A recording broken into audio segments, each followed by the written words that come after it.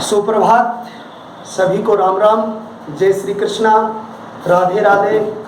मैं सभी सादर परम आदर के योग्य जितने भी प्रतियोगी परीक्षाओं की तैयारी करने वाले बंधु हैं, उन सभी का हार्दिक अभिनंदन करता हूं, इस्तकबाल करता हूं, स्वागत करता हूं।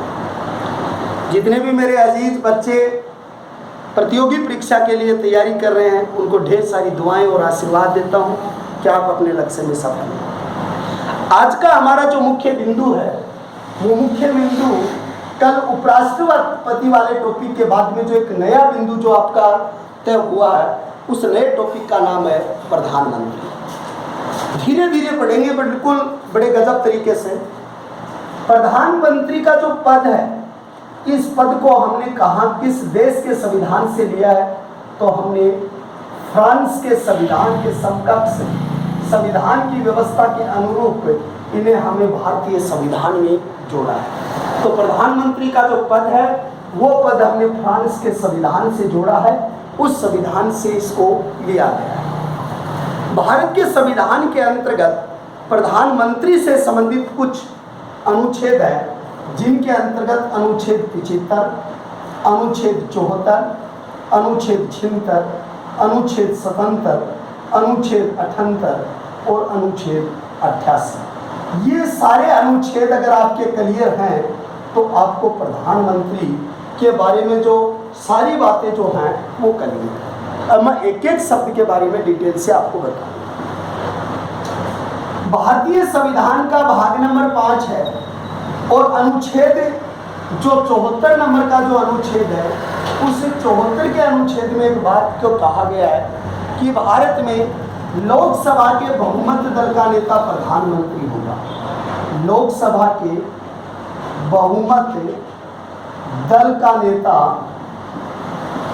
प्रधानमंत्री होगा, पीएम होगा। और उस लोकसभा के नेता पीएम के लिए, प्रधानमंत्री के लिए, पीएम के सुयोग्य कार्य संचालन के लिए, सुयोग्य कार्य संचालन के लिए एक मंत्री परिषद के लिए एक मंत्री परिषद की व्यवस्था की गई है, या मंत्री परिषद के बारे में बताया गया।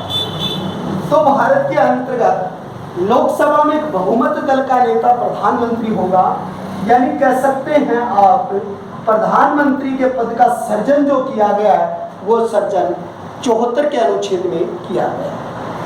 और पीएम के एक सुयोग्य कार्य संचालन के लिए, एक सुयोग्य कार्य संचालन के लिए एक मंत्री परिषद का गठन उनके द्वारा किया जाएगा। वो मंत्री परिषद का गठन जो है, वो यहाँ पर प्रधानमंत्री के द्वारा किया जाएगा, या प्रधानमंत्री उसके लिए करेगा, उसको किस तरीके से नियुक्ति की जाएगी। देखो एक चीज और आती है कि आर्टिकल जो 75 है, अनुच्छेद 75, अनुच्छेद 75 में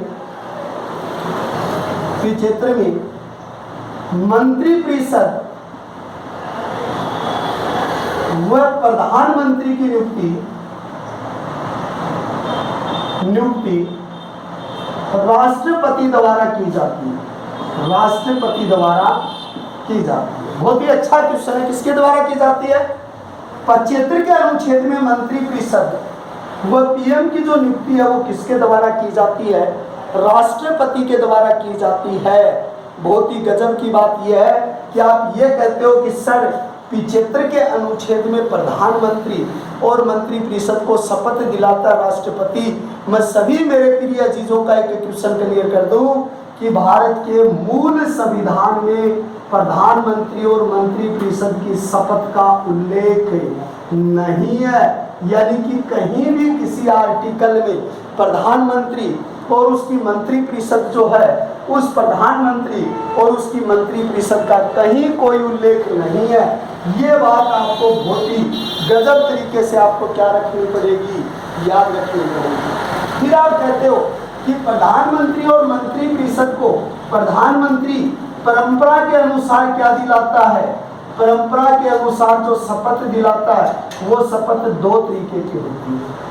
एक शपथ होती है ईश्वर को साक्षी मानकर शपथ ली जाती है, और एक शपथ ली जाती है, गोपनीयता की शपथ ली जाती है।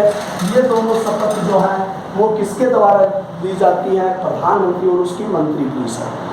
प्रिय छात्रों, अजीज मित्रों, सभी से एक बात और मैं बयां करना चाहूँगा कि ये जो प्रधानमंत्री है और ये मंत्रिपरिषद की नियुक्ति राष्ट्रपति करता है।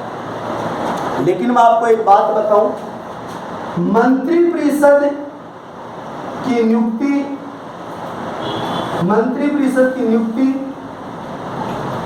विभागों का बंटवारा, मंत्रिपरिषद की नियुक्ति विभागों का बंटवारा प्रधानमंत्री का विशेषाधिकार होता है। प्रधानमंत्री का विशेषाधिकार होता है, यानी ये प्रधानमंत्री के पास एक विशेष अधिकार होता है। प्रधानमंत्री का एक विशेषाधिकार होता है, उसकी नियुक्ति करता है। प्रधानमंत्री जब मंत्रिपरिषद के सदस्यों को विभागों का बंटवारा कर देता है, विभागों का चयन कर देता है, उसके बाद यानी राष्ट्रपति उसे क्या दिलाता है? शपथ दिलाता है। लेकिन संवैधानिक कार्यपालिका का अध्यक्ष कौन होता है? राष्ट्रपति होता है। इसलिए संवैधानिक कार्यपालिका का अध्यक्ष होने के कारण वो नियुक्ति किसके नाम से होती है? राष्ट्रपति के नाम से होती है। लेकिन आर्टिकल 75 में नियुक्ति राष्ट्रपति द्वारा की जाती है, शपथ का उल्लेख नहीं है। फिर भी परंपरा के अनुसार इनको शपथ दिलाई जाती है। लेकिन वास्तविक रूप में स्थिति है कि मंत्रिपरिषद में मंत्रियों की नियुक्ति, विभागों का बंटवारा, परिवर्तन करना, हटाना, ये प्रधानमंत्री का विशेषाधिकार होता है। और उसको शपथ कौन दिलाता है? भारत का जो राष्ट्रपति है वो उसे क्या दिलाता है? शपथ के रूप में निकालता है। उसके बाद में जो अनुच्छेद है, अनुच्छेद 77 के अंतर्गत क्या अधिकार है भारत के प्रधानमंत्री के पास? 2 अनुच्छेद मैंने आपके लिए किए। 77, भारत के अंतर्गत शासन का संचालन राष्ट्रपति के नाम से होता है। भारत में अनुच्छेद जो है वो अनुच्छेद कितना है? 77 है। और अनुच्छेद 77 के अंतर्गत ये कहा गया है कि संघ सरकार के सभी कार्यों का संचालन राष्ट्रपति के नाम से होता है। तो आप यहाँ क्या लिखोगे? अनुच्छेद 77, संघ सरकार के सभी कार्यों का संचालन राष्ट्रपति के नाम से होता है। अनुच्छेद 77 जो है उसमें संघ सरकार के सभी कार्यों का संचालन राष्ट्रपति के नाम से होता है। तो ये सारी चीजें राष्ट्रपति के रूप में आती हैं। यहाँ पर प्रधानमंत्री जो है वह और मंत्रिपरिषद जो है वो मंत्रिपरिषद राष्ट्रपति की निगरानी में कार्य करती है। राष्ट्रपति की निगरानी में कार्य करती है। संघ सरकार के सभी कार्यों का संचालन राष्ट्रपति के नाम से। प्रधानमंत्री और मंत्रिपरिषद के कार्य जो राष्ट्रपति की निगरानी के अंतर्गत ये कार्य करते हैं, क्योंकि मंत्रिपरिषद जो है वो सामूहिक रूप से किसके प्रति लोग उत्तरदायी होती है? सामूहिक रूप से लोकसभा के प्रति उत्तरदायी। किसके प्रति? लोकसभा के प्रति उत्तरदायी। कई जगह संसद भी लिखा हुआ होता है। और व्यक्तिगत रूप से मंत्रिपरिषद व्यक्तिगत रूप से राष्ट्रपति के प्रति उत्तरदायी होती है। किसके प्रति होती है? राष्ट्रपति के प्रति उत्तरदायी होती है। यह बात अति महत्वपूर्ण आपको याद रखनी है अनुच्छेद 76 के अंदर। उसके बाद में भारतीय संविधान का जो आर्टिकल है, और वो भारतीय संविधान का आर्टिकल 78 है। तो आपका जो अगला अनुच्छेद है, और अगले अनुच्छेद के रूप में कौन सा है? 78वां अनुच्छेद है। प्रधानमंत्री के दायित्व व संवैधानिक कर्तव्यों का उल्लेख इसके अंतर्गत किया गया। यानी इसके अंतर्गत प्रधानमंत्री के दायित्व व कर्तव्यों का उल्लेख किया गया। अनुच्छेद 78 के अंतर्गत प्रधानमंत्री के दायित्व प्रधानमंत्री के कार्य, उन सभी का जो यानी कि उल्लेख जो किया गया वो यहीं पर किया गया है। अब क्या दायित्व? अनुच्छेद 78 के मुताबिक प्रधानमंत्री के 3 दायित्व हैं। कौन से दायित्व हैं? 3 दायित्व हैं। पहला दायित्व जो उसका है, प्रशासन संबंधी जानकारी, प्रशासन संबंधी जानकारी राष्ट्रपति को प्रेषित करना, राष्ट्रपति को प्रेषित करना। प्रशासन संबंधी जो भी जानकारियां, प्रशासनिक व्यवस्थाओं संबंधी जो जानकारियां वो राष्ट्रपति को दी जाएगी। विधि कोष्टक में लिखो कानून निर्माण, कानून निर्माण संबंधी जानकारी राष्ट्रपति को देता है। किसको देता है? यानी जो भी संसदीय व्यवस्था के अंतर्गत कानून बनते हैं, व्यवस्थाएं बनती हैं, जिन कानूनों का निर्माण होता है, उन सभी कानूनों की जानकारी उसके द्वारा दी जाती है। राष्ट्रपति द्वारा कहे जाने पर कई जो ऐसे कार्य हैं जो मंत्रिपरिषद या लोकसभा में चर्चा के लिए बुलाए जाते हैं। तो तीसरा दायित्व प्रधानमंत्री का है, राष्ट्रपति के कहने पर मंत्रिपरिषद को चर्चा के लिए आमंत्रित कर सकता है, आमंत्रित कर सकता है। तो चर्चा के लिए आमंत्रित किया जा सकता है। तो अनुच्छेद 78 के अंतर्गत प्रधानमंत्री के दायित्व हैं। प्रधानमंत्री होता है वो एक चीज जरूर होती है, राष्ट्रपति व मंत्रिपरिषद के बीच की कड़ी होती है। मंत्रिपरिषद के मध्य की क्या होती है? कड़ी होती है। और भारतीय संविधान के आर्टिकल 78 में 3 कर्तव्य बताए गए हैं। प्रशासन संबंधी जानकारी राष्ट्रपति को प्रेषित करता है। विधि कानून निर्माण संबंधी जानकारी राष्ट्रपति को देता है प्रधानमंत्री। राष्ट्रपति के कहने पर मंत्रिपरिषद को किसी कार्य विशेष में चर्चा के लिए जो है वो आमंत्रित करता है। भारत का जो प्रधानमंत्री जो है उसके द्वारा यहाँ पर की जाती है। ये सारी चीजें भारत के संविधान के 78 के अनुच्छेद जो है वो 78 के अंतर्गत इस बात का उल्लेख दिया गया है। बीच में एक आर्टिकल बच गया आपका, और वो आर्टिकल बच गया अनुच्छेद 76। अनुच्छेद 76 में महा न्यायवादी की नियुक्ति का प्रावधान है। न्यायवादी की नियुक्ति का प्रावधान है। महान्यायवादी की नियुक्ति किसके द्वारा की जाती है? राष्ट्रपति द्वारा की जाती है। इसका महान्यायवादी का कार्यकाल कितना होता है? कार्यकाल 6 वर्ष होता है। महान्यायवादी है उसका कार्य क्या है? अनुच्छेद 143 के तहत संसद या राष्ट्रपति द्वारा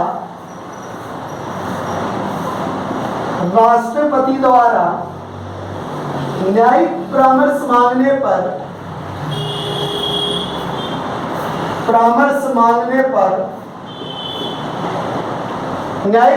मांगने पर महाधिवक्ता चीफ जस्टिस की मदद करता है। चीफ जस्टिस से वार्तालाप करता है। एक बात तो ये उसके द्वारा की जाती है 143 के तहत। यह संसद व मंत्रिपरिषद का सदस्य नहीं होता, लेकिन फिर भी संसद की कार्रवाई में दोनों सदनों में भाग लेता है। दोनों सदनों में भाग लेता है, प्रश्न पूछता है, पूरक प्रश्न पूछता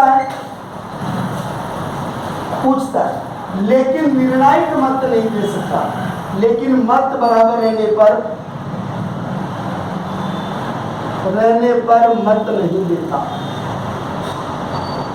मत नहीं देता। इंग्लैंड में ये मंत्री परिषद का हिस्सा होता है, मंत्री परिषद का हिस्सा होता है,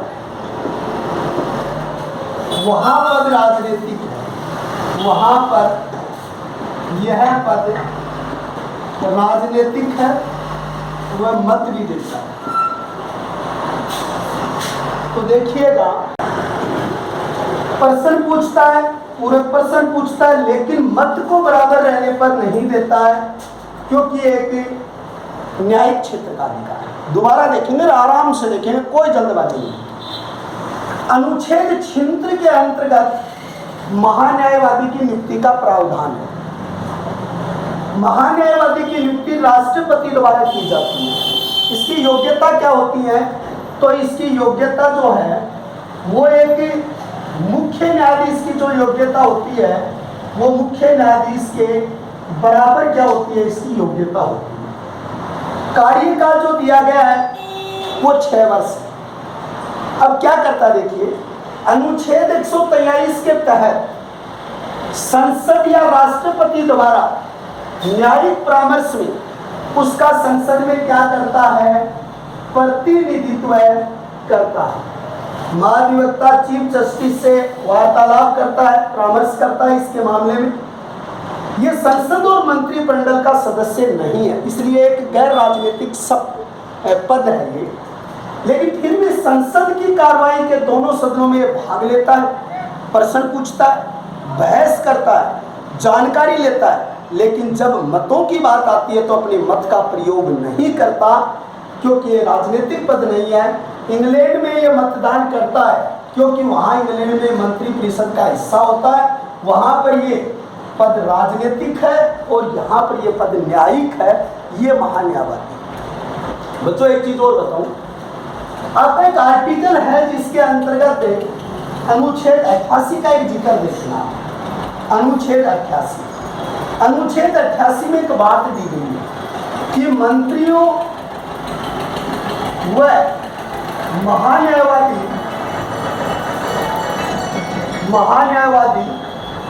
के अधिकार दिए गए कि महान्यायवादी के पास क्या अधिकार है और मंत्री परिषद जो है उसके मंत्री जो है उसके पास क्या अधिकार है।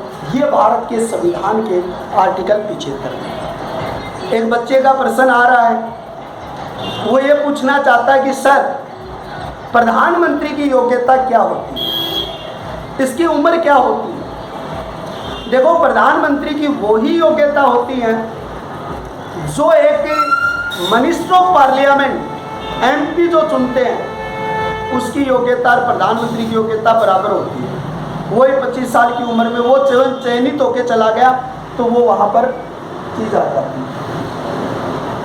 एक बार बच्चों एक प्रश्न आया था थर्ड ग्रेड के अंतर्गत, और उस थर्ड ग्रेड प्रश्न में एक लाइन थी, उसे इसके अंतर्गत था प्रधानमंत्री की नियुक्ति करता है, चयनित होता है, निर्वाचित होता है और मनोनीत होता है। मैं सभी बच्चों से बता दूं कि भारत का जो प्रधानमंत्री है वो नियुक्त किया जाता है, न चयनित है, न निर्वाचित है, न मनोनीत।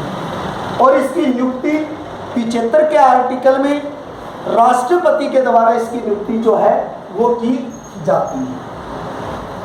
भारत के प्रथम न्यायवादी कौन थे? एम के शीतलवाड़। और वर्तमान समय में महान्यायवादी कौन है? के वेणुगोपाल।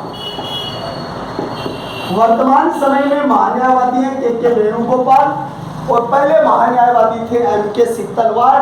महान्यायवादी को कई बार आपको कंफ्यूज करने के लिए अटॉर्नी जनरल भी पूछ सकता है, तो ये याद रखना। कई बार पेपर में सीधा दे देते हैं अटॉर्नी जनरल, तो आप ये कंफ्यूज हो जाते हैं। ज़्यादातर मेरे जैसे लोग जिसकी अंग्रेजी वीक है तो वो यानी कि अटॉर्नी जनरल भी इसमें पूछा जा सकता है। ये शब्दावली आपने आपको वहाँ से कर ली। तो देखिए अगली चीज़ क्या आती है, अगली 75 के अनुच्छेद में एक शब्द दिया हुआ मंत्री परिषद, एक शब्द तो लिया है और एक शब्द है मंत्री मंडल। ध्यान से सुनना, मंत्री परिषद शब्द का प्रयोग 75 के अनुच्छेद में, कितने के अनुच्छेद में? 75 के अनुच्छेद में। और मंत्रिमंडल शब्द का प्रयोग मूल संविधान में नहीं था। शब्द का प्रयोग मूल संविधान में नहीं था, यानी मंत्रिमंडल शब्द का प्रयोग मूल संविधान में नहीं था। मंत्रिमंडल शब्द का प्रयोग 44वां संवैधानिक संशोधन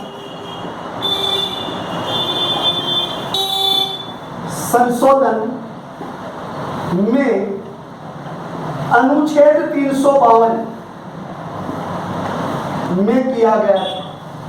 इसमें किया गया, अनुच्छेद 352 में किया गया और वहां पर मंत्रिमंडल को परिभाषित भी किया गया। मंत्रिमंडल को परिभाषित, कई बार आपसे प्रश्न पूछता है मंत्रिमंडल शब्द का प्रयोग 352, तो कई जैसे लोग टीचर पढ़ाते हैं अल्प ज्ञान के हिसाब से कह देते हैं नहीं, इनको परिभाषित नहीं किया, शब्द ही लिखा। नहीं, उसको परिभाषित किया है। वो परिभाषित भी कहाँ किया है? उसको परिभाषित करने का काम जो किया, उसको परिभाषित करने का काम भी कितने में किया था? 352 में किया। 352 में उसको परिभाषित किया। ये जो मंत्रिमंडल जो है, इस मंत्रिमंडल में कौन होते हैं? तो जहां मंत्रिमंडल शब्द आता है, मंत्रिमंडल में 2 आदमी होते हैं, एक तो पीएम प्लस कैबिनेट मंत्री। जो कैबिना मंत्री होते हैं, कैबिनेट मंत्री होते हैं, उन्हें सामूहिक रूप से क्या कहा जाता है? मंत्रिमंडल कहा जाता है। फिर मंत्री परिषद जो है, उस शब्द का उल्लेख आर्टिकल कितने में हुआ? 75 में। मंत्री परिषद में 4 तरीके के सदस्य होते हैं। पहले नंबर के होते हैं कैबिनेट मंत्री, कैबिनेट मंत्री। दूसरे होते हैं राज्य मंत्री, और राज्य मंत्री 2 तरीके के होते हैं, एक स्वतंत्र प्रभार और एक बिना स्वतंत्र प्रभाव। एक होते हैं उपमंत्री, ये होते हैं। इनके अलावा, इसके अलावा होते हैं संसदीय सचिव। संसदीय सचिव ये होते हैं। अब इनकी पूरी डिटेल देखिए। मंत्रिमंडल शब्द का प्रयोग संविधान में नहीं है। शब्द का प्रयोग 44वें संवैधानिक संशोधन में अनुच्छेद 352 में किया गया। मंत्री परिषद 352 के अंतर्गत जो इसको परिभाषित किया गया। कैबिनेट पूर्ण रूप से स्वतंत्र विभाग के अधिकारी होते हैं। अधिकारी होते हैं, मंत्री उसके सुप्रीमो होते हैं। राज्य मंत्री जिनके पास स्वतंत्र प्रभार है, तो वह कार्य क्षेत्र में स्वतंत्र होते हैं। कार्य क्षेत्र में स्वतंत्र, जैसे वर्तमान शिक्षा मंत्री जो गोविंद सिंह डोटासरा स्वतंत्र प्रभार है उनके पास, तो कार्य स्वतंत्र प्रभार है। उपमंत्री, राज्य मंत्री, ये राज्य मंत्री किसके सहयोग के लिए होते हैं? कैबिनेट के सहयोग के लिए होते हैं और स्वतंत्र प्रभार को छोड़कर। राज्य मंत्री जो उपमंत्री है, राज्य मंत्री वह कैबिनेट के सहयोग के लिए, लेकिन ये जो संसदीय सचिव है, ये संसदीय सचिव इन तीनों के हिस्से नहीं होते। ये जो संसदीय सचिव है, ये इन तीनों के हिस्से नहीं होते हैं। संसदीय सचिवों की नियुक्ति का प्रथम प्रयास 1967 में हुआ था। यानी संसदीय सचिवों की नियुक्ति का प्रथम प्रयास, तो इसका प्रथम जो प्रयास हुआ था वो 1967 में हुआ। संसदीय सचिवों की नियुक्ति किसने की? राजीव गांधी सरकार ने की। संसदीय सचिवों की नियुक्ति तो केंद्र में पीएम और राज्य में सीएम, केंद्र में पीएम, राज्य में कौन करता है? सीएम करता है। शपथ कौन दिलाता है? केंद्र में पीएम और राज्य में सीएम। राज्य में कौन दिलाता है? सीएम दिलाता है। बर्खास्त केंद्र में पीएम, राज्य में सीएम। इस्तीफा केंद्र में पीएम और राज्य में सीएम। कहने का मतलब यह है संसदीय सचिवों की नियुक्ति मुख्यमंत्री करता है, वो शपथ दिलाता है, वही बर्खास्त करता है, वही उसको नियुक्त रखता है। इस क्षेत्र के अंतर्गत देखा जाए तो पूरे सारे विशेषाधिकार जो हैं वो मुख्यमंत्री के पास होते हैं, या मुख्यमंत्री उससे में पूर्ण रूप से उनके साथ है, यानी सहयोग के रूप में वो उसके लिए क्या करते हैं, कार्य उनके द्वारा किया जाता है। तो ये केंद्रीय मंत्रिमंडल की क्या होती है? विशेषता होती है। एक चीज और मैं आपको बताना चाहूंगा, एक होता है किचन कैबिनेट।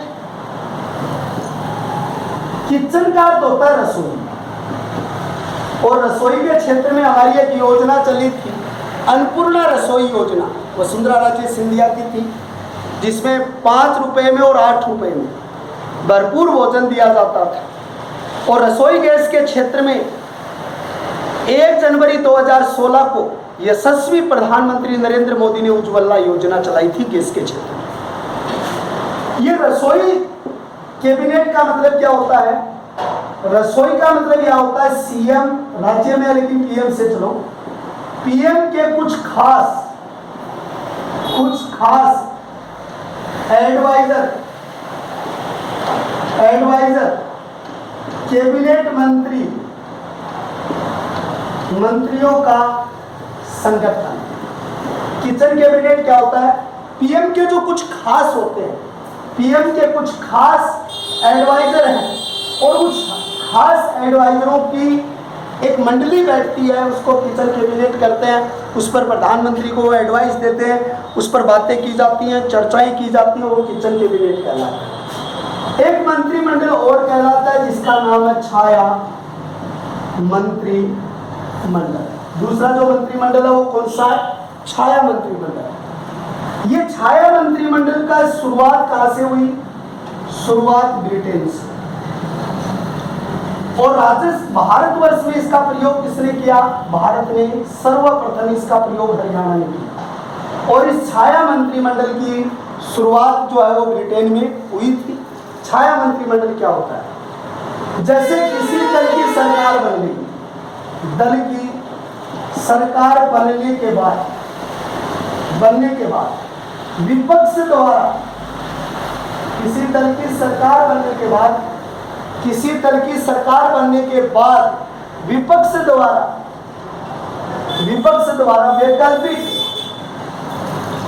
वैकल्पिक ओब्लिक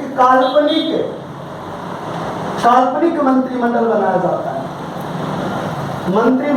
जाता है। यानी दल तो ये 2 कार्यों में होता है। एक तो क्या होता है, ये जो वैकल्पिक मंत्रिमंडल है, ये मंत्रिमंडल सरकार के मंत्री हैं, विभागों को की देखरेख करेंगे कि वो क्या काम कर रहे हैं, कैसे कर रहे हैं। अगर बराबर का सा बहुमत है, जैसे गहलोत और सचिन लड़ते हैं, जैसे मध्य प्रदेश वाली घटना